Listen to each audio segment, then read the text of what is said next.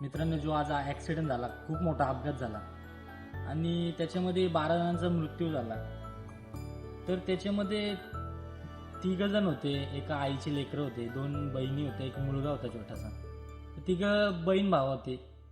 तर त्यांचा वडील नसताना पण त्यांना तिघांना त्यांच्या आईंनी सांभाळलं होतं आणि एखाद्याच्या चुकीमुळे तर तिघांचा मृत्यू झाला. याच्या ते गाडीच्या ओव्हरटेकमध्ये एकाची चुकी होती, त्याच्यामध्ये सगळ्या जणांचा मृत्यू गेला. पण त्याच्यामध्ये एका आईचे चिमुकले होते, छोटे छोटे 3 जण होते, सख्खे बहीण भावा 3 जण. आणि ते आईला काय वेदना झाली असेल, म्हणजे वडील नसताना पण ती कधी खचली नाही, कधी हे नाही झालं. तिघांना पण सांभाळले तिने आणि लहानाचे मोठे केले. आणि पण ही जी वेळ होती, आता ही सकाळी झाली, दुपारी झाला, ती त्यांची क्षण लाजची ठरली.